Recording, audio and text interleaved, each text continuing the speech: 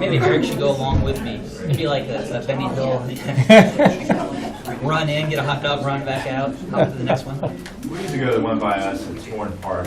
They were off of 37 area. 37 gauge area. 37, 5 minutes per location, 5 minutes per. Start doing the math.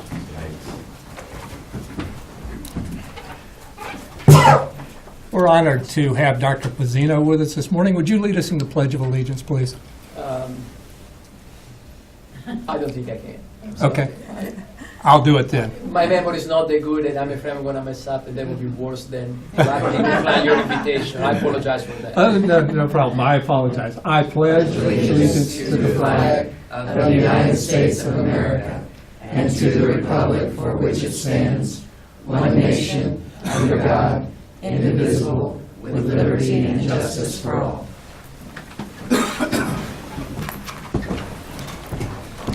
Welcome to the August 3rd, 2017 meeting of the Shawnee County Board of Commissioners. My name is Bob Archer. I currently have the honor of serving as chair of the commission, and I represent District 3 alongside Commissioner Shelley Bueller, who represents District 1, and Commissioner Kevin Cook, who represents District 2. Good morning and welcome, everyone. Morning. First item of business, please. First item, item 1, proclamations presentation regarding the county-wide half-cent sales tax accomplishments.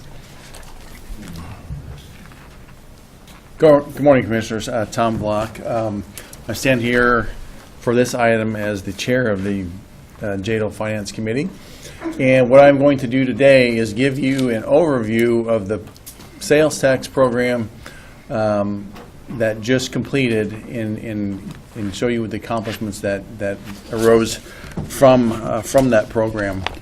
As you all recall, I believe it was back in 2004 when the voters passed the half-cent sales tax, and so then tax collections, the extra half-cent of sales tax, began on January 1st of 2005 and lasted through December 31st of 2016.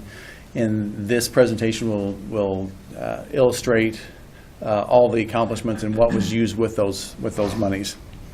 Basically, the three items that were used with the revenues were for economic development and roads and bridges throughout the county.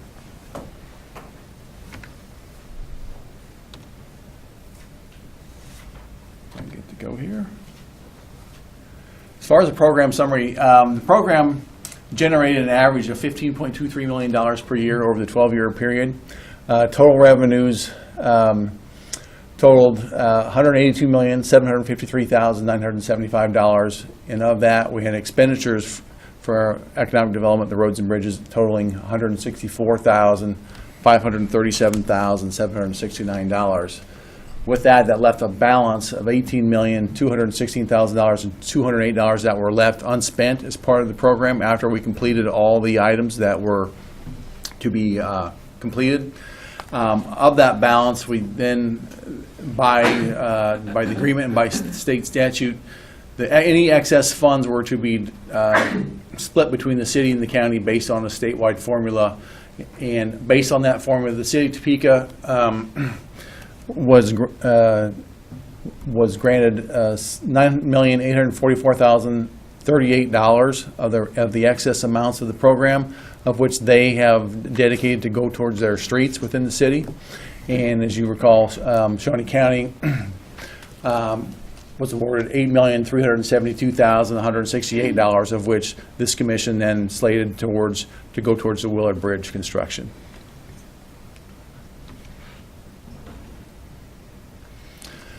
As far as the economic development portion, the program allotted $5 million per year over the 12-year period for economic development, so for a total of $60 million.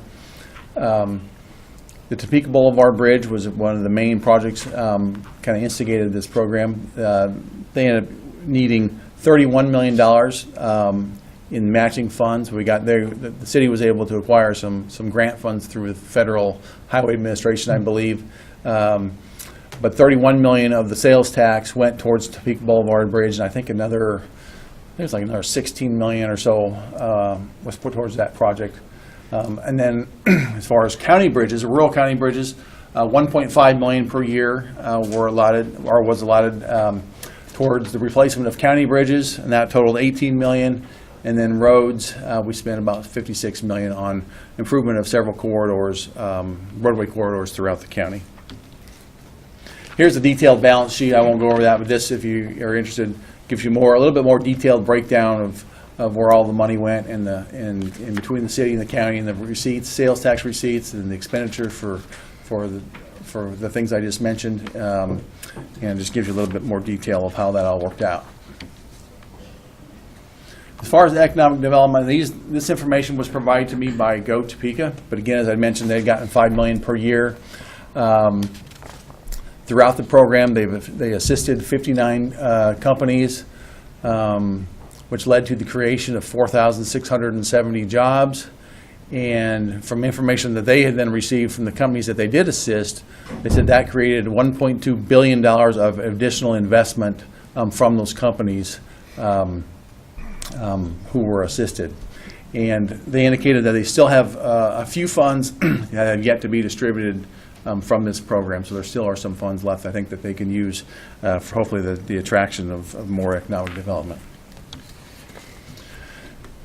This slide here with all the stars on them shows you the locations of all the different businesses that were assisted through Go Topeka.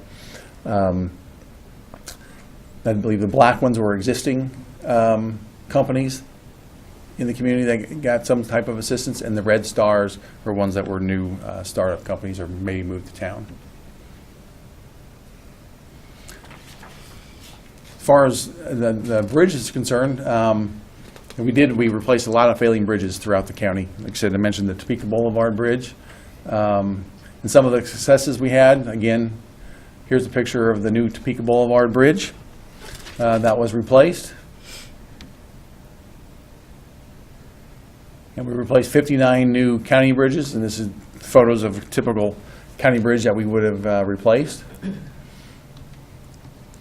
And the blue dots here on this slide show you all the locations of where we did replace a new bridge throughout Shawnee County on the rural county roads.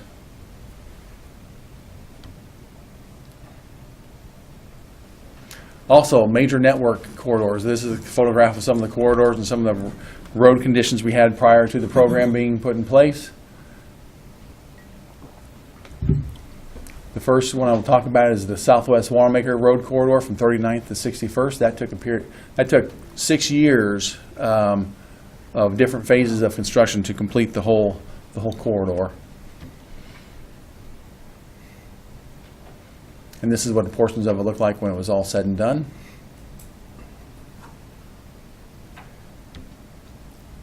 And this is a flyover of that Wanamaker Road corridor to give you just an idea from an aerial view or bird's eye view of what that corridor looks like today.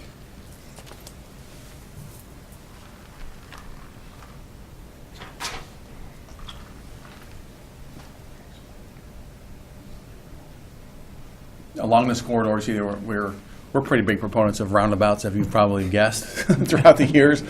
But we installed 3 of them along this corridor. This is Jay Scheidler coming up on the left there. And this is 53rd Street intersection that we put in a roundabout.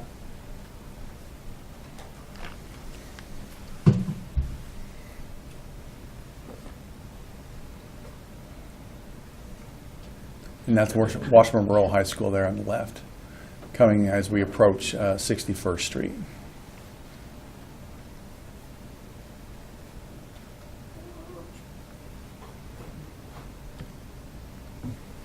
Some other ones that we accomplished, Southeast Croker Road, from essentially 6th Street down to 31st Street, were reconstructed as part of the sales tax program, and then the county then reconstructed with other funds from 31st down to 45th. So this whole corridor from 6th Street or Highway 40 down to 45th Street was reconstructed over those years. The portion of the sales tax program took 3 years to complete in different phases.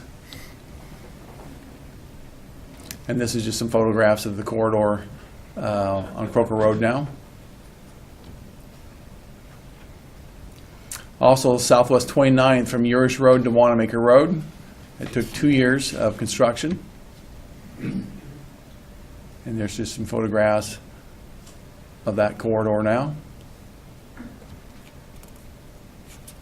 Also Southwest 21st from Arvonia to Indian Hills. It took 4 years of different phases. And there's some photographs of that corridor now.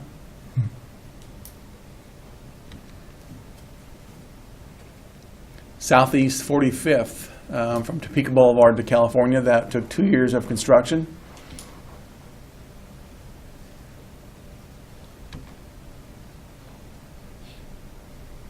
Again, there's some photographs of that corridor today.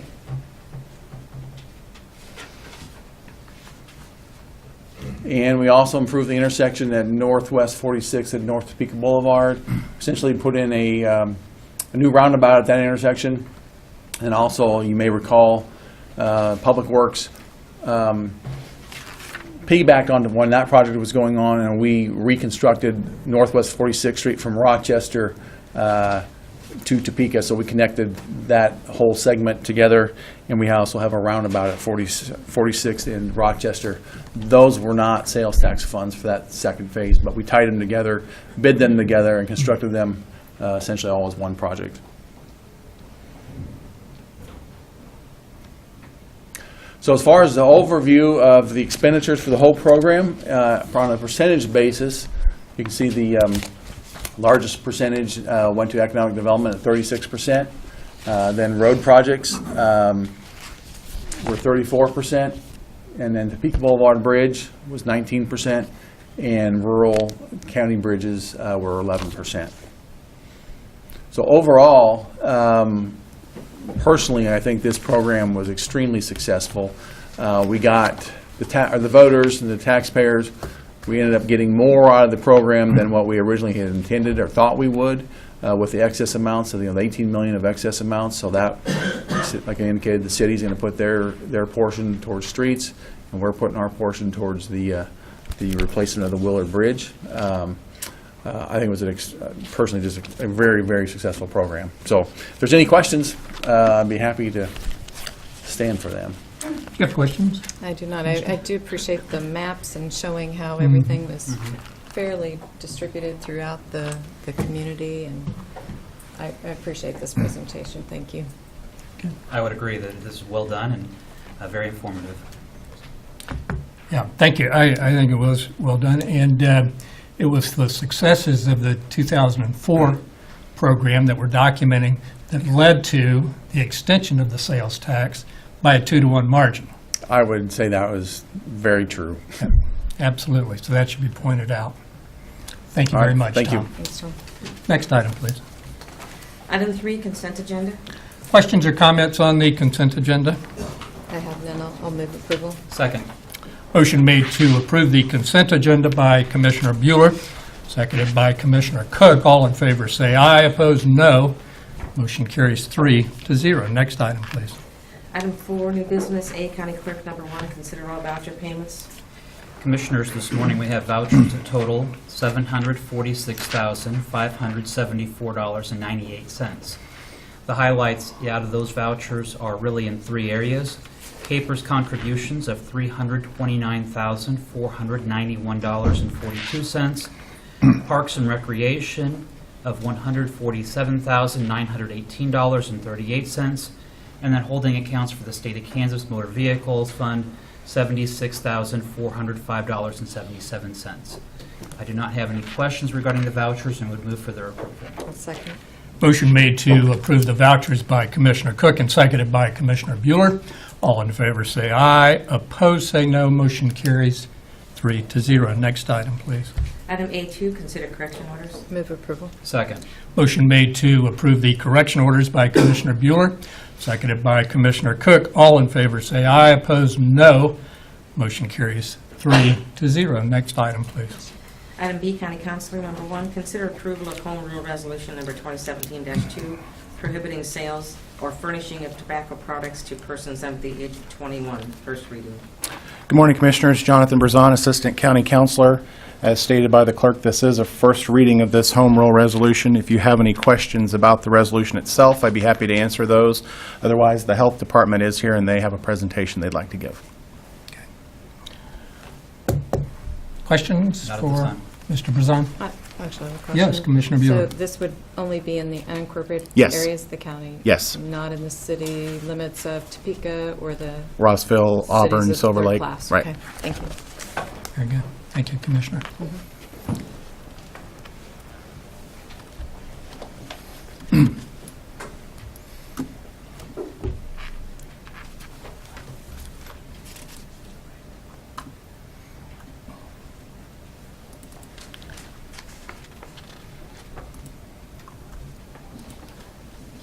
Good morning, Commissioners. Linda Oaks from the Health Department. So, to give you some information on Tobacco 20 and the proposed ordinance, I have brought with me a couple experts. First, I'm going to have Craig Barnes come up and speak to you and give a short presentation. He's our Health Promotions Coordinator at the Health Department. He's also currently serving on the Board of Directors for Tobacco Free Kansas. And then after he speaks, Dr. Gianfranco Pizzino, our Health Officer, will come up and make a few comments.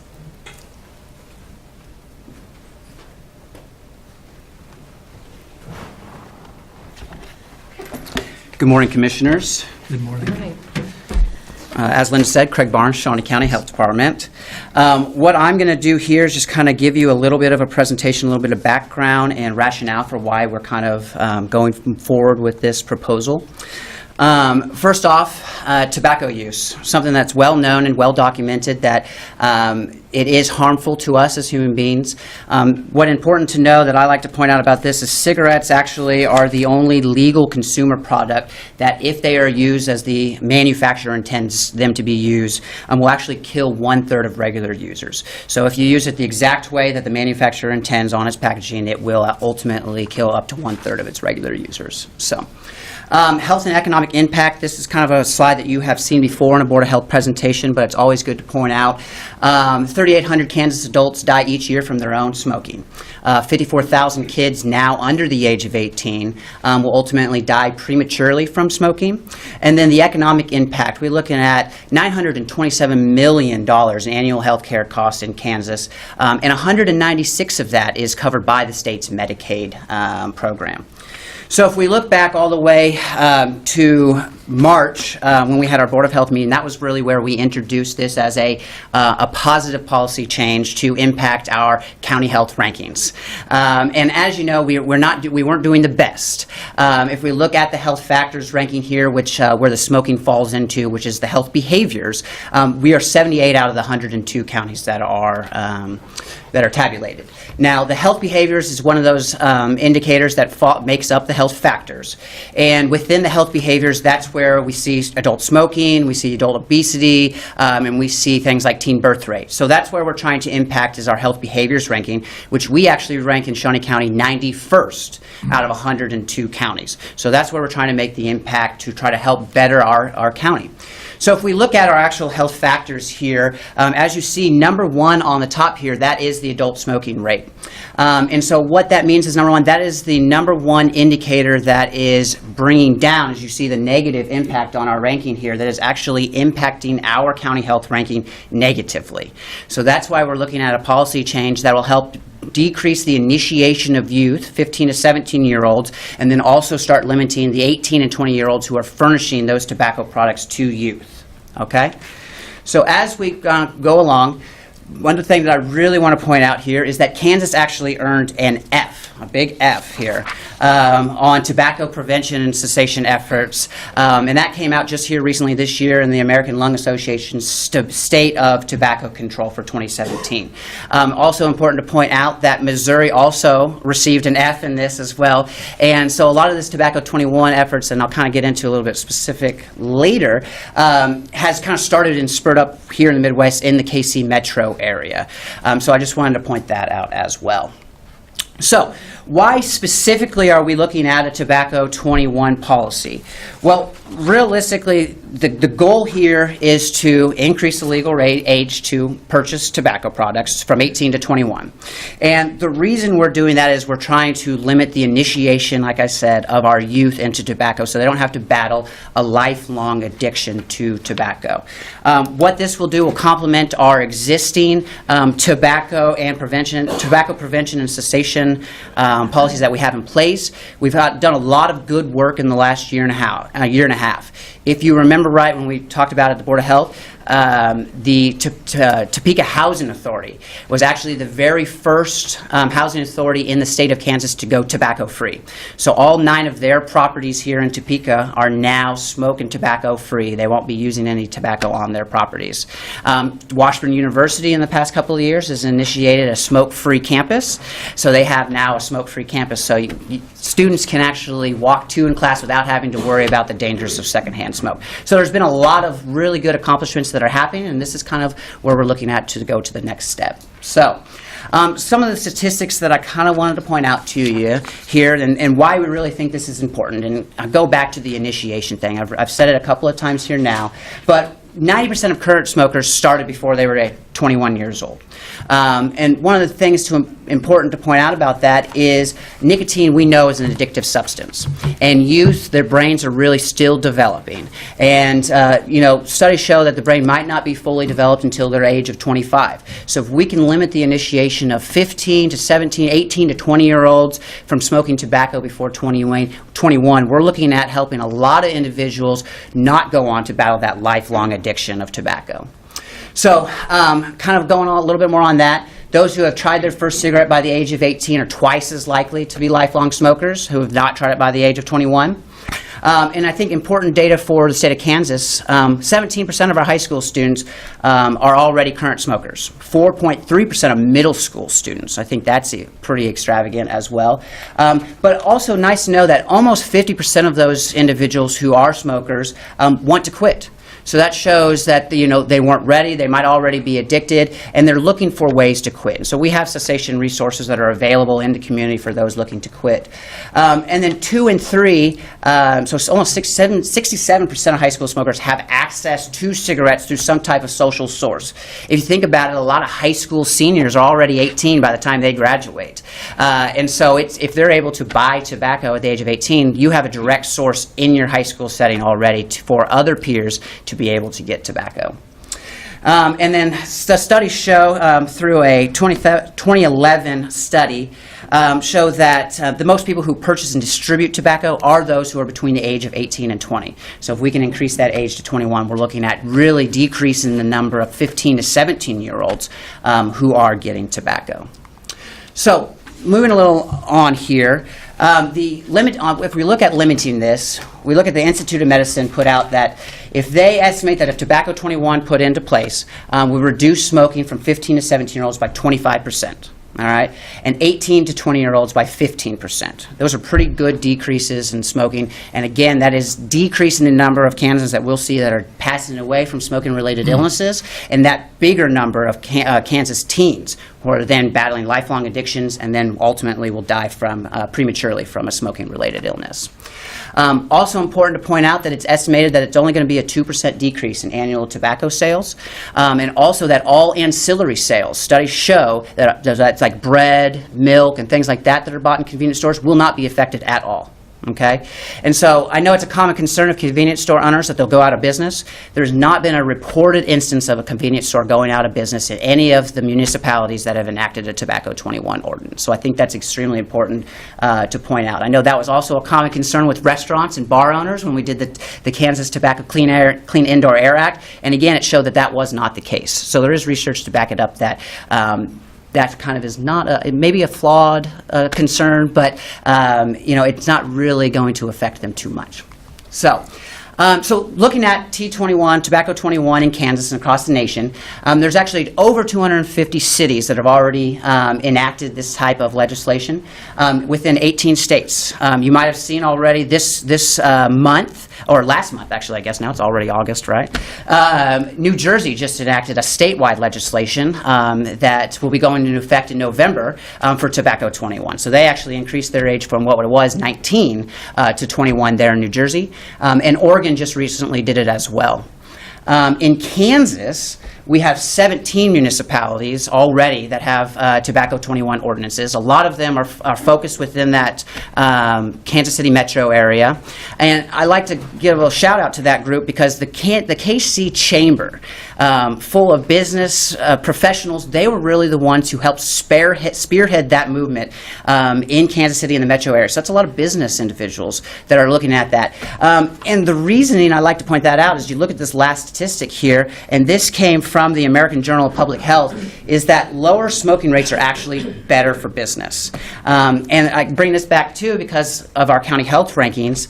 It'll actually help us increase our health ranking by the reason that it will have higher socioeconomic status, better health status, better jobs, and better quality of life for all of our residents. So, and I said that's the American Journal of Public Health, and it's actually the Health and Human Services report down there, as you can see.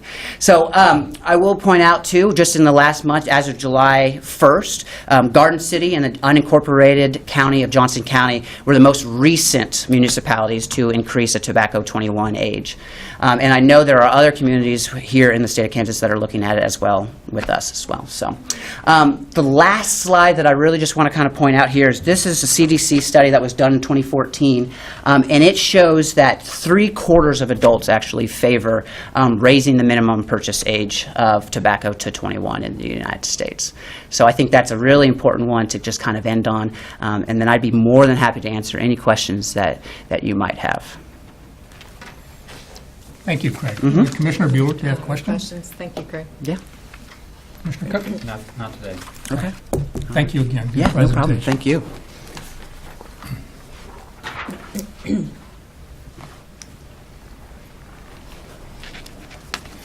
Good morning, Commissioners. Thank you for the opportunity. I'm Gianfranco Pezzino, Shawnee County Health Officer. I don't have much to add to the excellent information that Greg presented to you. A few weeks ago, I was here answering the question about the county health rankings and why our ranking was so low. And I remember that I pointed out to elements like poverty level, especially among children,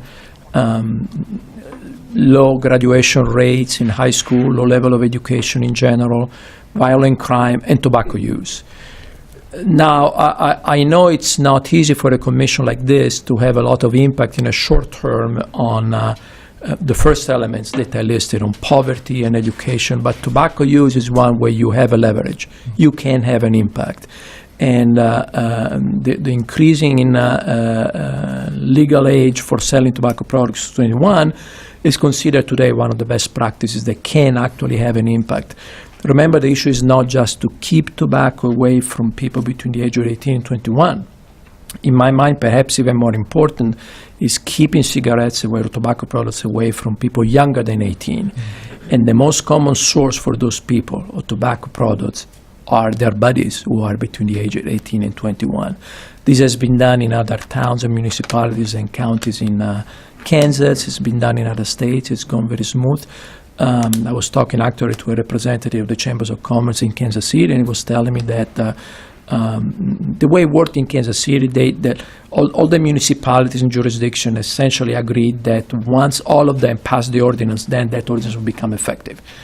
And so they passed it one at a time, but it wasn't effective until everybody else did it.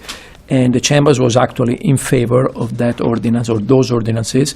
And the person I was talking to told me that he was almost surprised there was so little opposition to that during the discussion of the multiple ordinances. So it's the right thing to do. I think, frankly, tobacco use in Shawnee County is a public health emergency. It's one of the things that drags her down in terms of ranking. In a state, minded, where we already are getting a fail in terms of tobacco control. So remember, the rankings is only in relation to the counties in our state. But as a state, as a whole, we are already doing pretty poorly. So we are really at the bottom of those at the bottom, if you will. And this is a small but important step that you can take to address the situation. Unfortunately, I won't be able to be here next time you discuss the ordinance. I have pre-existing commitments out of state, but if there is any question I can answer today, I'll be happy to do that. Thank you, Dr. Pezzino. Thank you. Thank you very much. This is a first reading of the resolution, but if anyone wants to speak regarding, please come to the podium, state your name, and let's hear from you. Mr. Chairman, what is the process? I don't put that. Come right up. Okay. Tom.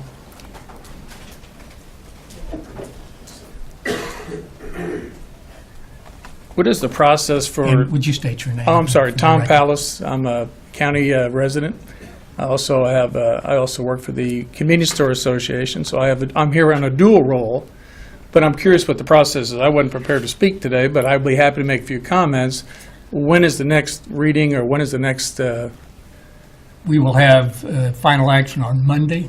Yes. Yes. Okay. Actually, we have canvas. Oh, that's right. I apologize. We have elections canvass on Monday. Monday will be Thursday. So it'll be next week. Yes, sir. Okay. I won't be here. I'm out of town. Okay. So I'll make just a few comments. Please do. I apologize. I am not that prepared. I sent you, the county, a letter with regard to changing the age from 18 to 21, and there's a lot of ways you can go with this issue. One is, whether it's a convenience store issue, a compliance issue. Kansas has a 92% compliance rate for age 18 smoking at this point in time. We have studies from the campaign for tobacco-free kids that says where do they get tobacco today? From their friends, which we heard earlier, as well as their parents. They steal from their parents. That's where most of these people get their tobacco products. I'm here more as a citizen than I am as a professional in the convenience store industry. One, I've got 2 kids, 38 and 35, never smoked a cigarette a day in their life. Maybe that has a little bit to do with the upbringing they have, so maybe the resolution should have something to deal with parents. Maybe it should have some type of penalty for the parents. The resolution that I read this morning only talks about furnishing or the sale of tobacco. Has nothing to do with possession.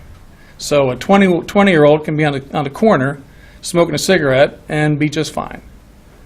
Under Kansas law, it requires that a police officer could stop that individual, see if they're 18 or not, and they could actually find that individual. So there is a possession or an attempt to possess tobacco law within the state law.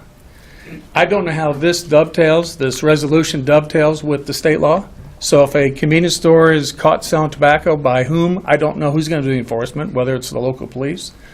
I don't believe it'd be the ABC, or Division of Taxation. There's just a lot of, it's very convoluted as to how this the current state law at 18 years old as opposed to 21 would dovetail together. I don't know how it would work. We have multiple convenience stores. I'll go to the convenience store side now. Convenience stores work really hard for compliance. And with that, we see today at 92% compliance tobacco sales. That's very good. So 8% of the time, a sale is made to a minor. Kansas has worked hard over the years. We talked about smoking cessation. The individual talked about it. Kansas gets $50 million a year from the tobacco companies under the Master Settlement Agreement. A big portion of that's supposed to go to cessation. So obviously, maybe that's working too. Maybe it's not working. Maybe that should be looked at. And like I said, I'm jumping around here, and I do apologize because I don't have any prepared statement. I would have given that to you as well. I talk about the studies. I can talk about an 18-year-old today. He can buy a house, can sign a mortgage. 18-year-old can buy a car and be on a loan. 18-year-old can obviously go to war and fight as well. But we want government, in my opinion, we want government to protect us from us. And I think that's what this resolution does. It's trying to protect, the government's trying to protect us from ourselves. And I personally think that's wrong. But I go back to all the other statistics that we've seen. Tobacco's bad. There's a big old warning on every pack of cigarettes. You see ads every day how bad it is. I don't disagree with that at all. And I applaud your efforts to at least make a change in public health. I personally believe there's other issues in Topeka and Shawnee County that have far-reaching problems than tobacco.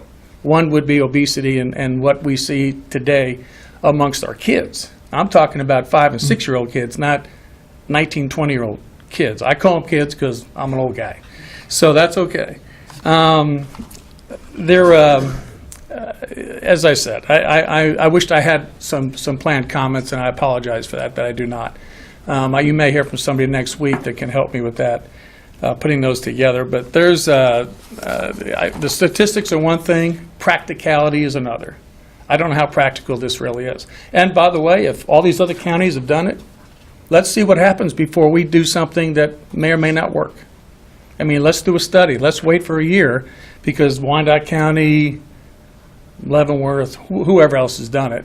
Let's get some statistics and see. I look at studies. I do them every day at the legislature, and I can make a study look any way I want to. I'm not saying this is bad, but you know what? It depends on who's doing the study to make it work. So with that, I'd answer any questions if you had them, and again, I apologize for not being thoroughly prepared. I think you were prepared pretty well, Mr. Pallas. Any questions for Tom? No, Tom. No. Okay. Thank you. Appreciate it. Anyone else? Mr. Chairman. Yes, Commissioner Cook. I observed that our sheriff is in the audience, and I know that he's not properly prepared to make a statement, but I might have a question for him in anticipation of our meeting on Thursday.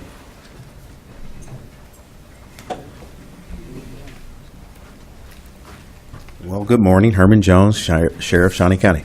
Good morning, Sheriff. I guess you have the fortune or unfortune of being present in the audience and being able to be pointed out. Yeah. Mr. Pallas talked about enforcement, and I know that this may not be an issue you're ready to speak about today, but just in anticipation of our meeting on Thursday, if we adopt a resolution of this, what the Sheriff's Office currently does to enforce for 18 and under, and how the Sheriff's Office would go about enforcement once it would go into effect for 21 and under. Well, it'd probably be the same thing of any type of violation that you would see, but we'd have to suspect that some individual is under the age or so. That means that we would have to make contact, get some identification of the individual or so.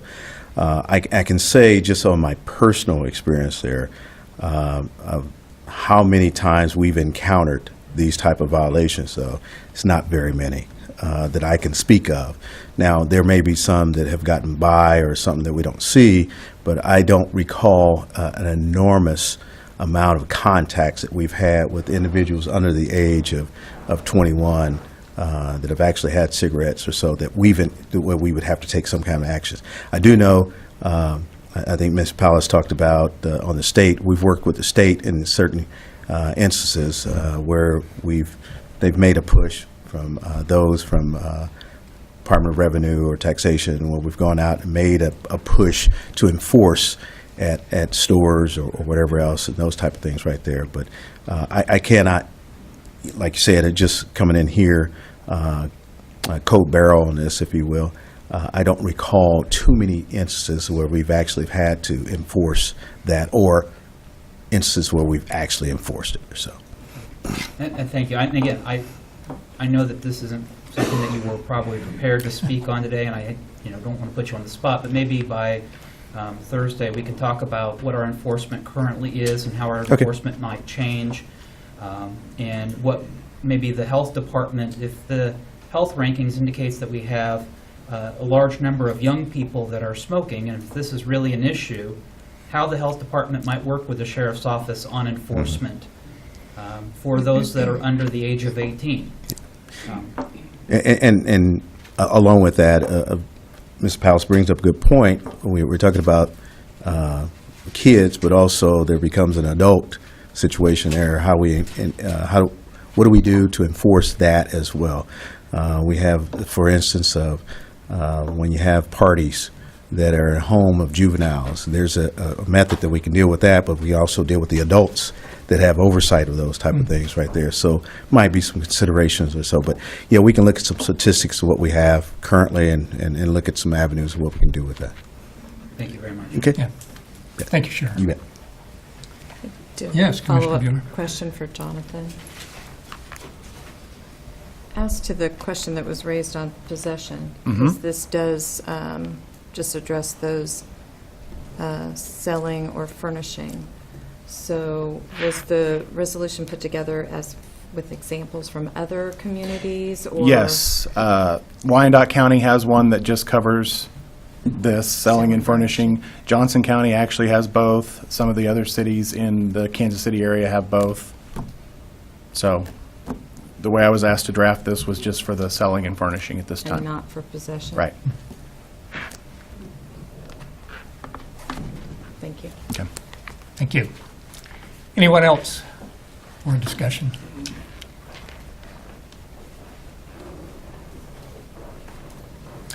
We will take this up next Thursday. Next item, please. Item C, facilities maintenance, number 1, consider authorization and execution of contract C 254-2017, addendum to contract C 70-2017 with Mohan Construction and Slemons Associates, increasing the contract price for the work on the northwest parking lot by $61,794 for a total of $499,794 due to running all light pole power in the underground out conduit and for additional excavation of the subgrade, which was replaced with large-size rock. Good morning, Commissioners. Bill Kroll, Facilities Maintenance Director. This item, of course, concerns the northwest parking lot right outside the courthouse here. When we first started the excavation of that, the old lot, anytime you go underground, you have some unknowns, and the big unknown there was what was under that lot, and we found poor subgrade, which GeoSource identified.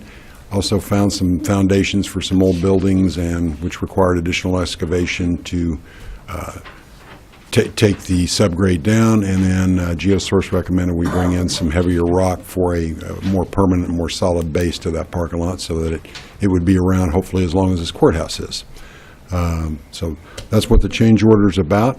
I'd be happy to answer any questions, and with us in the audience is Steve Mohan of Mohan Construction and Greg Sims of Slemons Associates. So we have the builder and designer of the parking lot out there. If you have any questions, I'm sure we can all answer them. Commissioner Cook? I do have some questions, and this might be Mr. Mohan might be able to speak Okay. to Steve? with you if Mr. Mohan would be able to.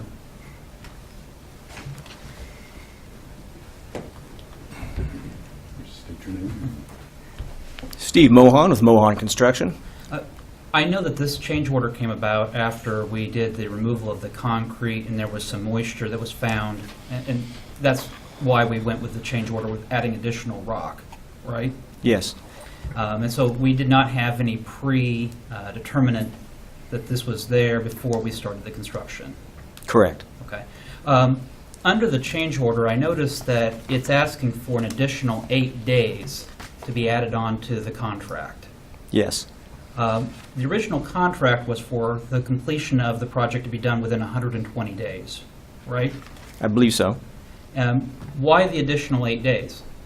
Because the time it took to remove this poor subgrade that we discovered, that Bill described, that took additional time because this was an unknown that we didn't know about.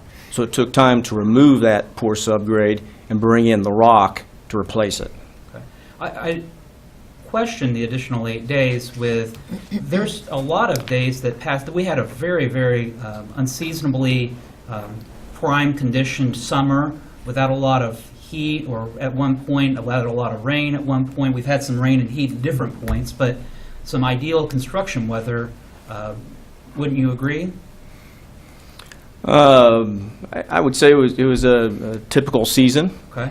And there was a lot of days that went by where there was no progress being made at all. There was no construction work being done. There would be maybe 2 or 3 people standing around, at different times. And again, I'm not a construction agent, but I'm a casual observer, plus others in the courthouse that pull me aside.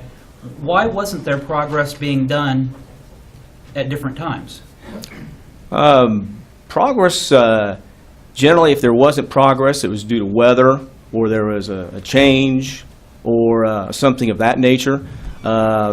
It was probably weather related because there was of the way the sequencing of the work had to be done. Okay. And I know in speaking with our facilities manager, I think that he brought some of these concerns to attention and indicated maybe it's issues with work with our subs and making sure that we're staying on track. We're still within the 120 days at this point, correct? Yes. Is all the work going to be done within the 120 days? Well, the parking lot is open, the northeast lot is open at this time, or northwest lot, excuse me. But under the contract, there's additional items, more the parking lights, some other work, plus this additional parking lot that's to be addressed. Is it all, everything under the original contract going to be completed within the 120 days? We plan to.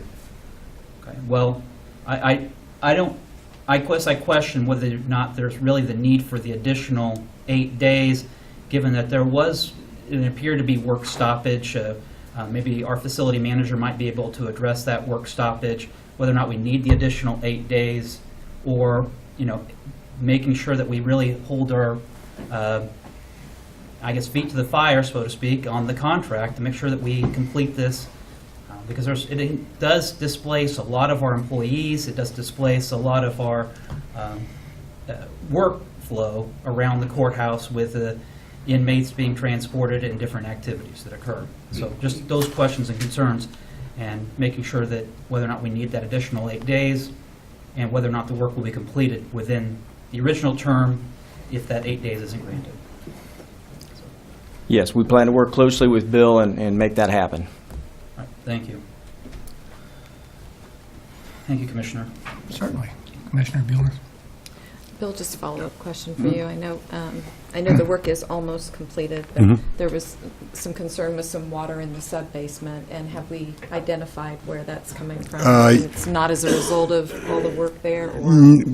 It's related, but it's not. The leak, and apparently there's been a leak for a number of years, and been sealed over the different periods of time, but there's an emergency escape hatch from the Emergency Operations Center. Right. That hatch, kind of as we did some of the sidewalk work and things, there's some rust on the old hatch that kind of broke free and started letting water infiltration. We have that sealed at least on a temporary basis, and I have asked Slemons and Mohan for a change order to see if we can get a new hatch for that location to see what that might cost us. And I'm still waiting for that to That was going to be my come back follow-up in. question. Is this going to be the last change order? And it sounds like not. It shouldn't be if we elect to go with that new hatch. Okay. And it's a required escape route, because in the EOC there's only one way out, and when you can have so many people, you have to have two ways out of any building.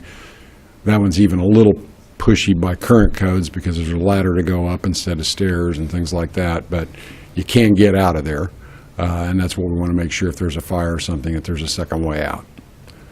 But until I get the change order from Slemons and Mohan, I don't know what that might be. Hopefully the change order on the hatch I can get a little quicker than I got this change order, which definitely took my feeling way too long to get. Okay, thank you. Yeah. Thank you, Bill. Okay. Any other discussion or questions? Greg would like to. Oh, good.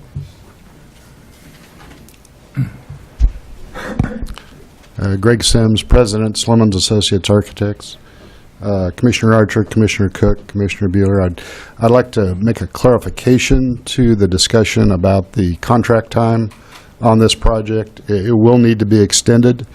You talked about the 8 days. We still have the work in the northeast parking lot to do. That work could have been going on contiguous, but it was decided internally, at progress meetings, that the county would like to not do that work until the northwest parking lot was completed.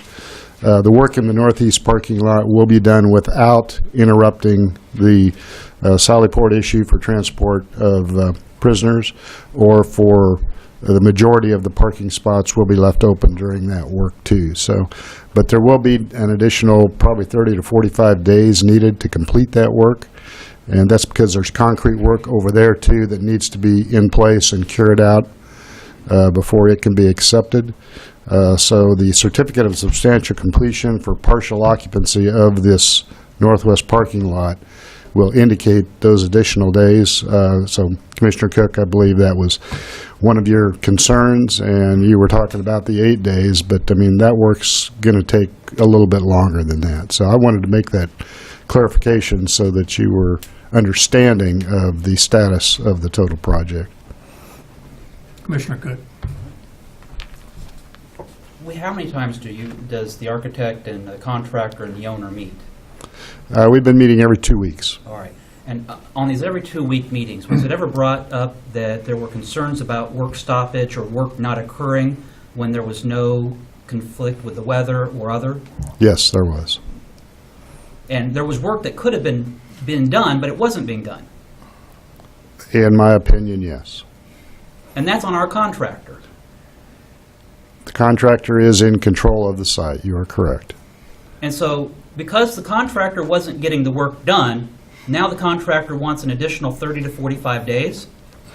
Well, the 30 to 45 days is an issue because the county decided to let the contractor wait until the northwest parking lot was done before he started work on the northeast parking lot.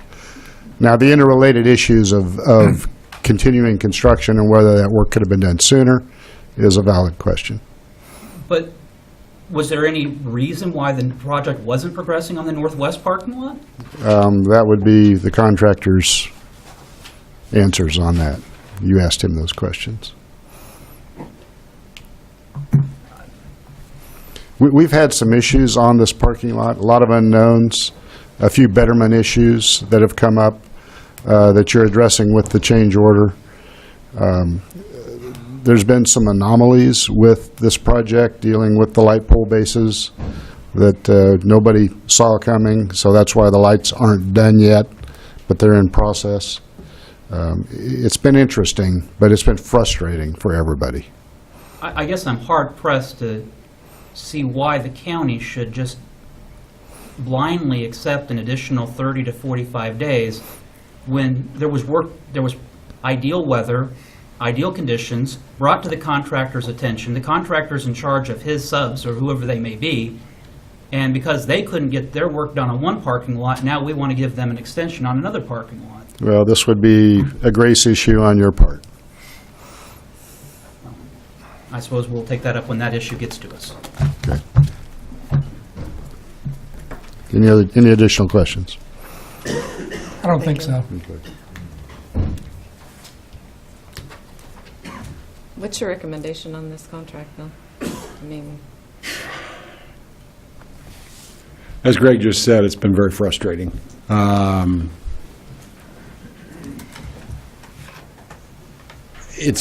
don't think we've seen the effort, as Commissioner Cook says, that probably could have been put forth on the front end of this project to make sure that we hit those days.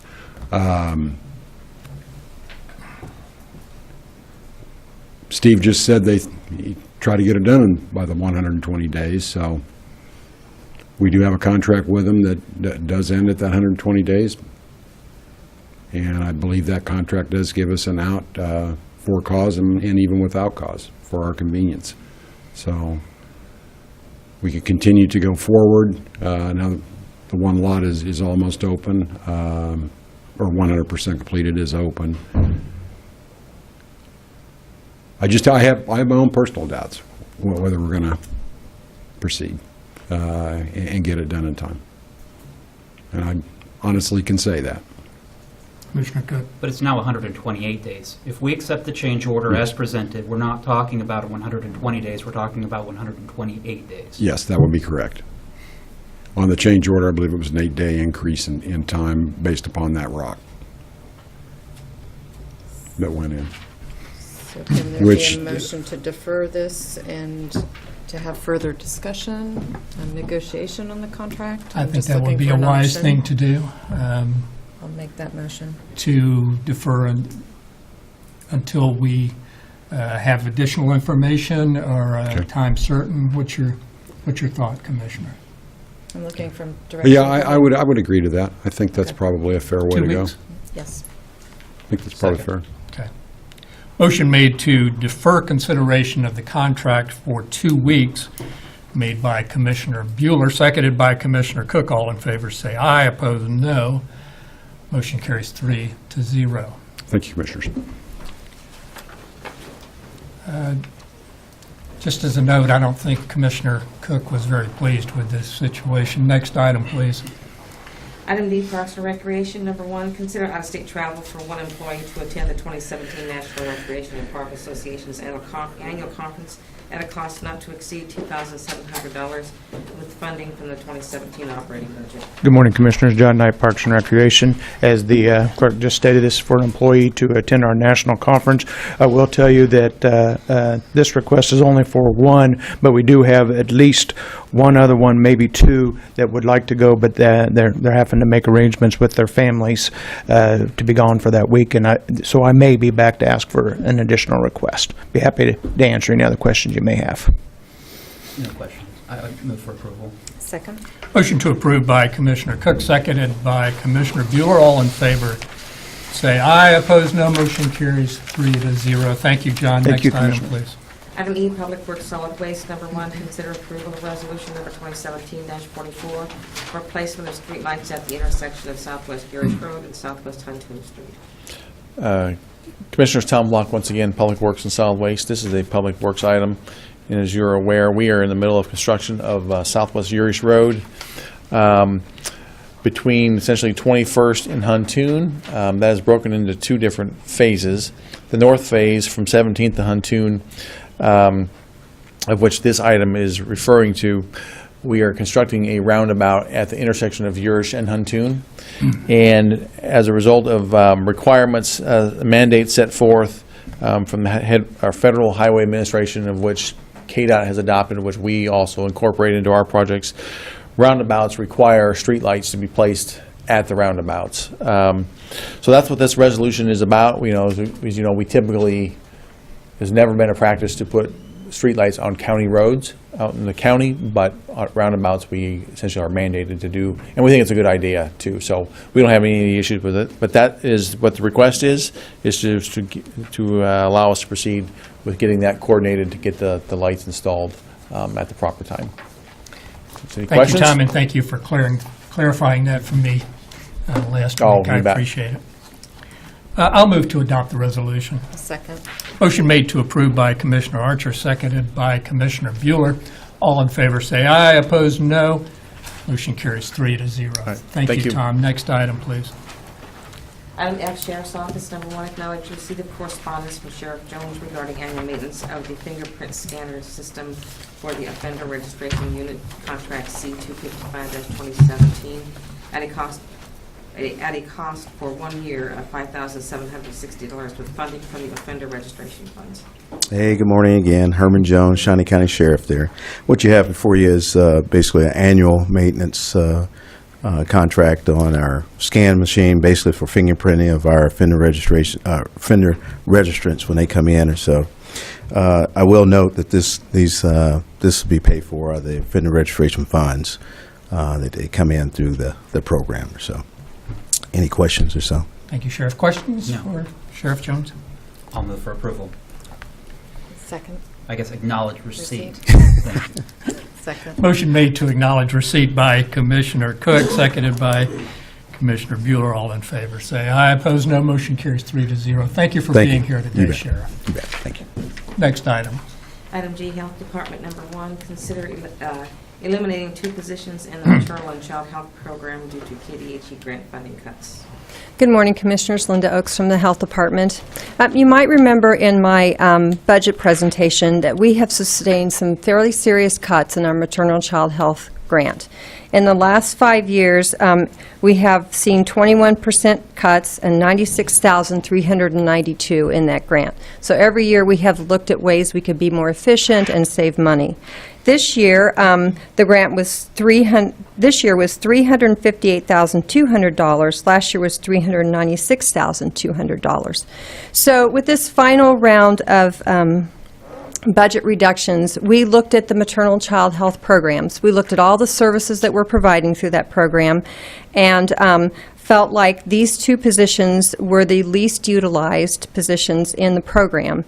We also know that there are other home visitation services in the community that we can refer people to. We have Parents as Teachers, that is run by the school districts, Healthy Families, which is the Kansas Children's Service League program, Early Head Start, Services for Children with Special Needs through TARC. We also have other home visitation programs in the health department, in the maternal and child health. We have registered nurses and licensed social workers who do home visits, and we also have our evidence-based program, the Nurse Family Partnership. So we felt that these positions could be eliminated without hurting services to the community. As far as the interpreter service, we've had a decreasing number of Spanish-speaking clients over the last couple of years, and we also have the ability to share the interpreter that we currently have in WIC. So we will still have a full-time interpreter available with the health department. For the Healthy Start Home Visitor, again, we've seen a decreased caseload for the last couple of years, and we feel like we have other services that, again, we can refer clients to. And at this time, we do have other openings that these staff members may be able to go into in the health department and in the county. So we will be assisting them as well as our human resources to do that. So at this time, I can answer any questions you might have about this. Questions for Linda Thank this you, morning? Linda. You've addressed all mine. I'll move approval. Second. Motion made to approve by Commissioner Bueller, seconded by Commissioner Cook. All in favor say aye, opposed no. Motion carries 3-0. Thank you, Linda. Commissioners. Next item, please. Item H, Commission, number 1, consider approval of resolution number 2017-45, establishing the 2018 holidays for Shawnee County government. I'll move to adopt the resolution. Second. Motion made to approve by Commissioner Archer, seconded by Commissioner Bueller. All in favor say aye, opposed no. Motion carries 3-0. Next item, please. Item 5, Administrative Communications.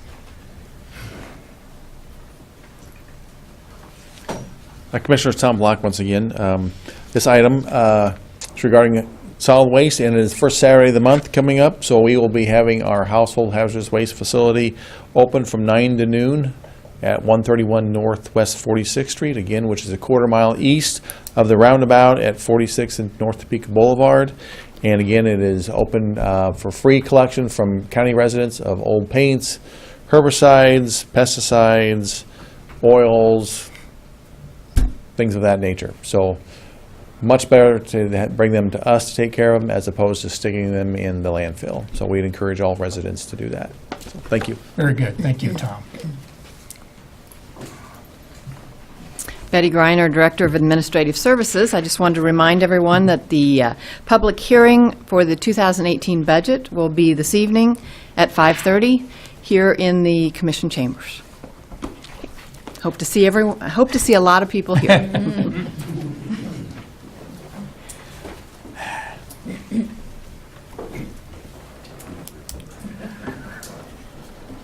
Commissioners, Andrew Howell, Shawnee County Election Commissioner. Just a brief reminder about Monday, 9 a.m. canvass. We have about 140 provisionals to go through, so we'll need to make decisions on those. Also, just wanted to let the public know and let commissioners know you're invited at 2:30 today. I'll be hosting a public event talking about an award that the Shawnee County Election Office has won, receiving national attention. We certainly hope you can make it, and we'll go into details about that at that time. But I just wanted to let you know about it. 2:30 p.m. today at the Shawnee County Election Office at 3420 Southwest Van Buren. So, thank you.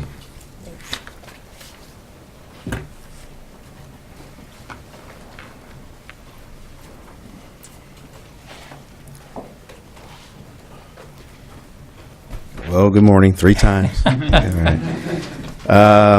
I just really wanted to jump the gun on Commissioner Bueller in that this weekend, Friday and Saturday, is our Shawnee County, and I say Shawnee County because it involves the entire county, but the National Night Out.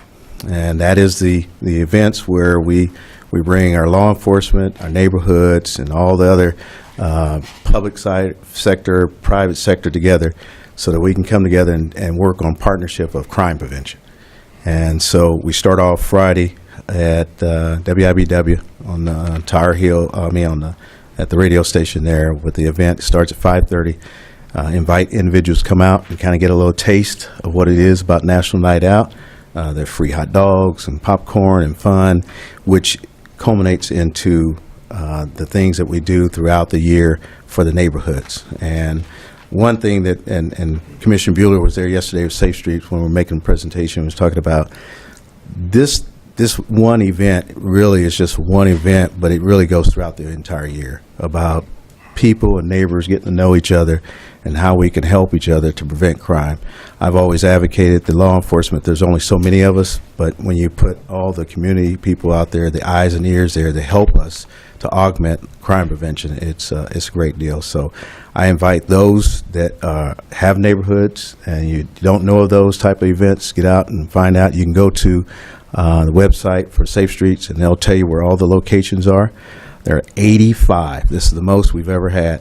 85 locations or neighborhoods that are being involved in this. So I'll try and get out, and I'll probably see some of you out there in Rossville as well. So there you go. Anyway, Thank you, Sheriff. you bet. Thank you very much. Anyone else for administrative communications this morning? Commissioner Bueller?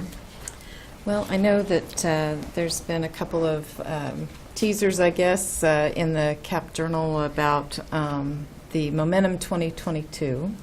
And so that is a feature article that I think Morgan Chilson and others have been working on. You know, we all set individual goals, we set family goals. This is really the collective community goals that a very diverse committee has looked at, and I think it's going to be exciting to read about. There's going to be a lot of changes coming.